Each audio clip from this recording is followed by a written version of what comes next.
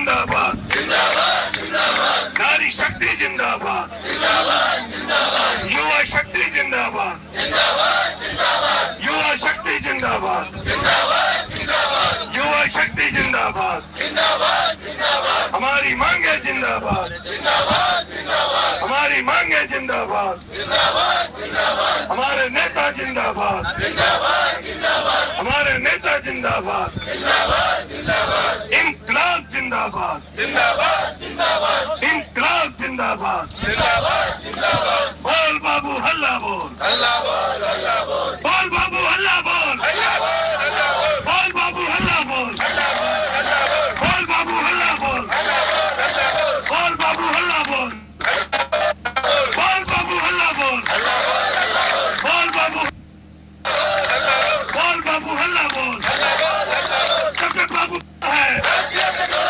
जब तक बाबू बोला है, जब तक बोला है, जब तक बाबू बोला है,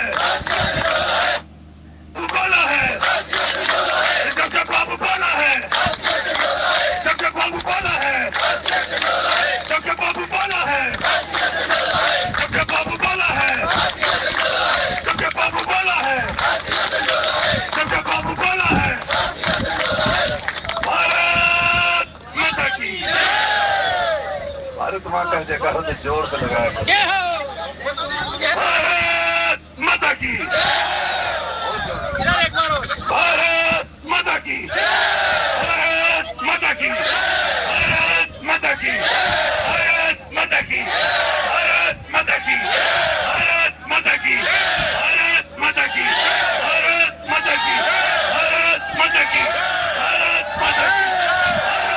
की,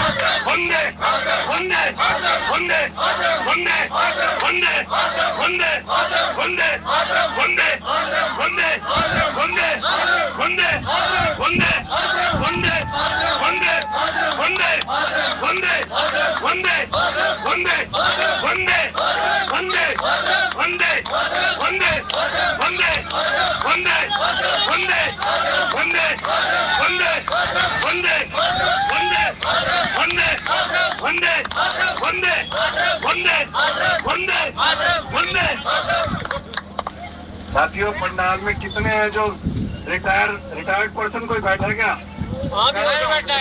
रिटायर्ड पर्सन तो इधर खड़ा है।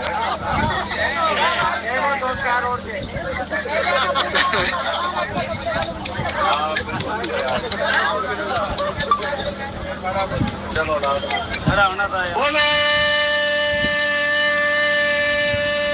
सोनिहाल,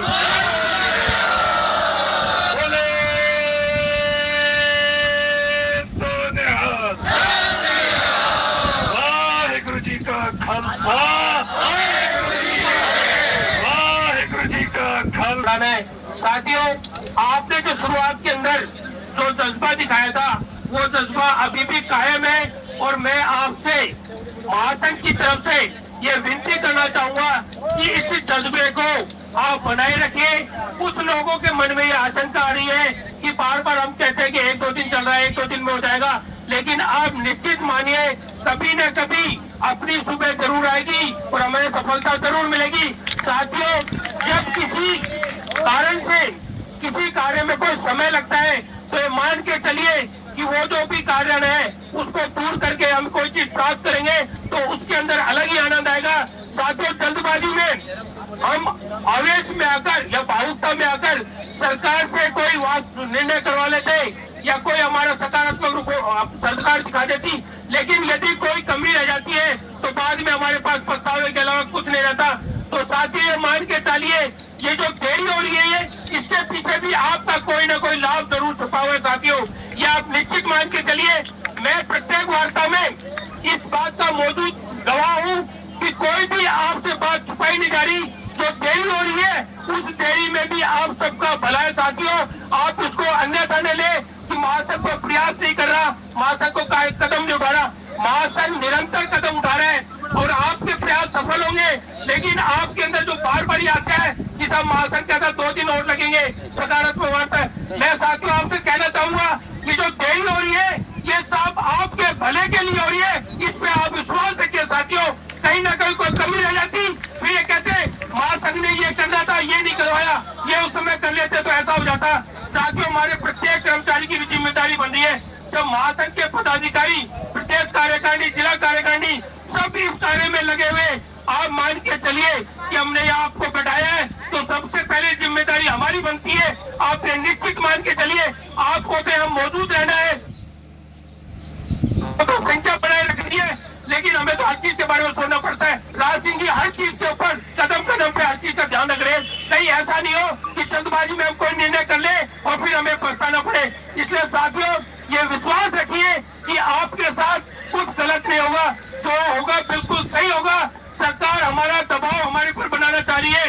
हमें केवल राज सिंह जी ने प्रथम में कहा था कि दबाव की स्थिति को जो सहन कर गया साथियों उसी की जीत निश्चित है। मैं आपको प्रत्यक्ष कहना चाहूंगा, तबता हुए सोना होता है साथियों, सोना तो आप बन चुके, इसमें कोई शक नहीं है, लेकिन सोना जिस काम में आता है जब तक वो काम पूर्ण होगा तो सोना भी बेकार है। अब सोने से आभूषण बनाने का काम स्टार्ट होना चाहिए साथियों। सोना तो हमारे पास बहुत हो गया, ये चारों तरफ सोने सोना बिखरा हुआ है, लेकिन सोने की भी अहमियत तब होती है जब उसको किसी न किसी यूज में लिया जाए, प्रयोग में लिया जाए। सोने का बिस्कुट आपके घर में रखा है, कोई नहीं कहा कि हमें सोने का बिस्कुट का क्या करूंगा। यदि उस सोने के बिस्कुट से आभूषण बनाए जाए तो किसी न किसी गले की, किसी कान की, किसी हाथों की शोभा बन जाते हैं। तो साथियों आप सोना तो बन चुके हैं, लेकिन अभी आभूषण बनना कहीं बाकी है। तो ये मान के चलिए जिस दिन आभूषण आप बन गए ना तो आप सीना ठोक करके यहाँ से जाएंगे कि हम उसी धूप के अंदर तब तक सोना बने और उससे हम कुछ न कुछ लेके आए। साथियों मान के चलिए कि अब आप बिल्कुल निर्णायक स्थिति में आ चुके हैं। बिल्कुल ये आप पुख्ता, मैं आपको महासंघ की तरफ से बिल्कुल विश्वास दिला रहा हूँ कि बिल्कुल निर्णायक स्थिति में आ गए। आप बिल्कुल चोटी शिखर तक आप पहुंचने वाले। साथियों यदि आपने अंत में जाकर के आपके पैर लड़खड़ा गए, आपका जज्बा लड़खड़ा गया तो साथी पछतावे के अलावा कुछ नहीं रहेगा। ये मैं मेरे व्यक्तिगत विचार बता रहा हूँ कि अभी आपकी असली परीक्षा है। सरकार के जो नुमाइंदे हैं, सरकार की जो इंटेलिजेंस है, पिछले 3-4 दिनों से यहाँ से अपनी रिपोर्ट लेके जा रही है और उन्होंने ही बताया। मैं मानता हूँ सरकारी अफसर कभी सच नहीं बोलेंगे, वो हमारे आंदोलन की संख्या कम ही बताएंगे, लेकिन साथियों ये आपको सच्चाई भी स्वीकार करनी पड़ेगी कि कहीं न कहीं हम संख्या में कम हुए। तो ये आप संख्या वाली जो बात आती है, सरकार बार बार कहती है कि आप वहां जाकर देखिए, इंटेलिजेंस से आप खबर लीजिए, आपको सही पता चल जाएगा। तो मैं तो आपको कहना चाहूंगा साथियों, अभी 3-4 दिन पहले हमारे पास कोई वीआईपी मूवमेंट की जो सूचनाएं थी, वो किसी कारण, कोई भी कारण हो सकता है, मुख्यमंत्री हो सकती है और कोई निजी कारण हो सकते हैं, लेकिन साथियों उस दिन ये पंडाल छोटा पड़ गया था। मैं आपसे यही विनती करूंगा कि इस पंडाल को अंत में मुझे बढ़ाना पड़े, ऐसी कोई कार्रवाई करो साथियों। अपने जो साथी बैठे हैं उनको लाओ। अरे 3-4 दिन की बात है यार, क्यों मेहनत पे पानी फेर रहे हो? इस पंडाल को भर दो, ये आंधी तूफान तो आते रहेंगे।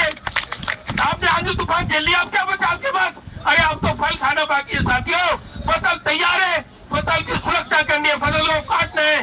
तो साथियों मान के चलिए कि 3-4 दिन आपने सरकार को यदि अपनी संख्या बता दी तो सरकार आपसे निर्णय तो होगा, ये तो मान के चलिए निर्णय आपका सकारात्मक होगा, लेकिन आपकी संख्या से सरकार आपको जो कुछ देने में चक रही है वो भी आपको जल्दी मिल जाएगा। बस ये है कि अपने जो साथी बैठे हैं उनसे कह दो साथियों, हमने आपको अपनी सूचना दी थी कोई वीआईपी मूवमेंट होगा, आप लोगों ने या मोटरसाइकिल गाड़ियों की भीड़ लगाई जी, वो भीड़ आप 3 दिन दिखा दीजिए। साथियों मैं आपसे वादा करता हूँ, प्रदेश अध्यक्ष की तरफ से वादा करता हूँ कि आपका सकारात्मक निर्णय और आपका आदेश यही आएगा। लेकिन आपको यह मेरी बात है, अगर आपको राज सिंह के अंदर आस्था है, निष्ठा है, तो आपको ये सब चीज करना पड़ेगा। राज सिंह जी किसके लिए बैठे हैं, महासंघ किसके लिए बैठे, आप किसके लिए बैठे? आप मान के चलिए प्रत्येक जो बाबू बैठा है वो अपने खुद के लिए बैठा है। मेरा निजी कार्य है, ये महासंघ का कार्य नहीं है, मेरा व्यक्तिगत कार्य है। मुझे इस कार्य को सफलतापूर्ण करना है। साथियों, ऐसी भावना रखिए। मैं मानता हूँ लोग कहेंगे कि मैं वहाँ पंडाल में था, मैं 10 दिन था, मैं 15 दिन था। साथियों, मैं एक चीज कहना चाहूंगा कि झूठ बोलने से कुछ नहीं होता। अपनी अंतर आत्मा से आप विश्वास से, हर आदमी को पता होता है मैं कितना सच बोल रहा हूँ, कितना झूठ बोल रहा हूँ। आप अपनी अंतर आत्मा से ये मान लेंगे कि मुझे महापड़ाव में पहुंचना है, तो आप पहुंचेंगे। साथियों, केवल अपने मन की बात सुन लीजिए। अभी हमारे भाई इंद्रपाल जी थे, ये सेवानिवृत्त हो चुके।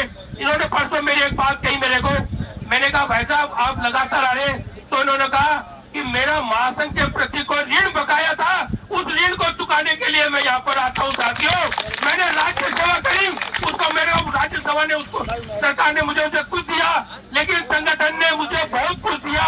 मेरी पदोन्नति लास्ट में संस्थापन अधिकारी से हुई, ये महासंघ की देन थी। तो मैं महासंघ का ऋण चुकाए बिना इस महासंघ से नहीं जाऊंगा, चाहे मुझे कितना भी लग जाए। सेवानिवृत्त हो गया, कोई दिक्कत नहीं है, लेकिन मैं महासंघ का ऋण चुका करके यहाँ से जाऊंगा। तो साथियों, आप ये मान लीजिए, यदि सेवानिवृत्त व्यक्ति हमारे बीच में आकर के महासंघ का ऋण चुका रहे हैं, तो आप भी मान के चलिए कि आपको तो बहुत कुछ आगे चलना है, आपकी सेवाएं बहुत बाकी है। तो आप भी कोई ना कोई अगर महासंघ के प्रति ऋण चुकाएंगे, तो महासंघ भी आपको उसका कुछ न कुछ बदले उसको देगा। और ये मान के चलिए, अब आप कुछ न कुछ लेकर के जाएंगे, ये मुझे पूर्ण विश्वास है। साथियों, कुछ न कुछ आप जरूर लेके जाएंगे। लेकिन यदि आपने पूरा जज्बा अपना बना के रख लिया, तो हो सकता है जो अपन नहीं सोच रहे वो उससे भी ज्यादा हम ये लेकर जा सकते हैं। साथियों, मेरी तो आपसे यही विनती है कि कुछ लोग गुमराह हो रहे हैं, उनको ये कहिए कि गुमराह होने की स्थिति नहीं है। भाइयों, बिल्कुल अंतिम चरण में हम आ चुके। यदि अंतिम चरण में आके हम लड़खड़ा गए, तो साथियों फिर कभी खड़े नहीं हो पाएंगे। ये मैं आपसे व्यक्तिगत मैं आपसे विनती करना चाहूंगा, रिक्वेस्ट करना चाहूंगा। मेरे जो साथी मेरे साथ जो वार्ता में जाते हैं वो अभी कोई मौजूद नहीं है, केवल मैं ही था। तो मैंने आपसे कहा कि मैंने मोदी जी से कहा, मैंने मोदी जी आज मैं मंच पे सबसे पहले बोलूंगा और अपने कर्मचारियों के अंदर जो एक उथल पुथल की जो भावना हो रही है उसको दूर करना चाहूंगा। साथियों, मान के चलिए आपकी जीत निश्चित है, केवल 3 या 4 दिन लगेगा। साथियों, और मैं आपसे वादा करता हूँ इस पंडाल के अंदर आप जश्न मना करके जाएंगे। साथियों, जश्न मना करके उसकी शुरुआत हमारे भाई शिवराम जी ने अभी थोड़ी सी करी थी। हो सकता है भगवान ने इनको कोई ऐसी वो दी हो सकती कि भाई अब कुछ न कुछ होने वाला है, लेकिन साथियों जो यहाँ पर मौजूद नहीं है, मैं ये कहूंगा उनको जिंदगी भर पछतावा रहेगा कि हम उस खुशी के क्षण में उस जश्न के अंदर शामिल नहीं हो पाए। हम अपने आप को केवल माफ नहीं कर पाएंगे। साथियों, मान के चलिए, मैं अपने आप से एक बात कहूंगा कि मैं बहुत सख्त बात कहने वाला हूँ, बहुत कम बोलता हूँ। मोदी जी कहते हैं यार आप जोश में आ जाते हो, बहुत जल्दी बोल जाते हो। आज मैंने बहुत सोच समझ कर ये कहा है कि मेरे साथी के अंदर जो मन में जो चल रहा है उसको मुझे दूर करना है। और ये बातें आपके नहीं, साथियों प्रत्येक व्यक्ति के मन में चलता रहता है कि यार इतना दिन हो गया, इतना दिन हो गया। साथियों, तो मैं तो ये कहता हूँ आप ये मान के चलिए कि आज महापड़ाव का पहला दिन है। साथियों, पहला दिन, वो पहले दिन वाला जज्बा आपने दिखा दिया। तो साथियों, मैं आपको ये गारंटी देता हूँ कि 3 दिन के अंदर आपका कोई ना कोई निर्णय होगा, सकारात्मक निर्णय होगा। साथियों, सरकार केवल अपना ये देखना चाह रही है कि इस आंदोलन को कैसे तोड़े, हम कैसे संख्या बल कम हुए, ये तो आप भी मानते। साथियों, एकता में विजय होती है। ये पंडाल जो बार बार गिर रहा है ना, और उसको खड़ा कौन कर रहे हैं? ये मजदूर तो खड़ा कर रहे हैं, लेकिन साथियों इसको आप खड़ा कर रहे हैं, कोई व्यक्ति विशेष नहीं खड़ा कर रहा। इसको महासंघ का प्रत्येक जो बाबू है उसको बार बार खड़ा कर रहा है। यदि एकता नहीं होती तो 2 घंटे में इतना बड़ा जो पंडाल लगा रखा पन्ना है वो खड़ा नहीं होता। तो साथियों, आप अपनी शक्ति को क्यों नहीं पहचान रहे? आप अपनी शक्ति को पहचानिए और अपने जो साथी है उनको को आप प्रेरित करिए, आपके अंदर वो शक्ति है, आप प्रेरित करेंगे।